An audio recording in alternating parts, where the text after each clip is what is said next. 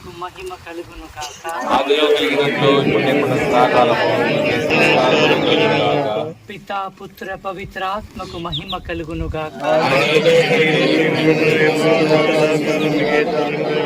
పరిశుద్ధ పరమ దివ్య సప్రసాదమునకు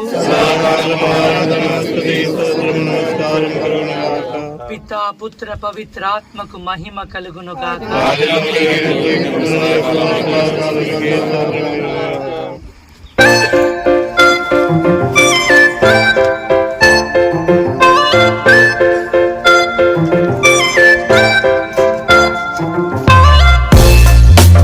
దేవాది దేవుడు మన కుటుంబాలను, మన వీధిని ఆయన పరిశీలిస్తూ చూస్తున్నాడు. ఆయన ప్రతి ఒక్కటి గమనించే ప్రభు, అన్ని వేళలా కాచి కాపాడే ప్రభు. ఇది మనము నిర్ణయించింది కాదు, స్వయాన ఆయనే మనని సందర్శించాలని ఆయన కోరుకున్నాడే కాబట్టే ఈ యొక్క ప్రదక్షిణ జరుగుతుంది ఈరోజు.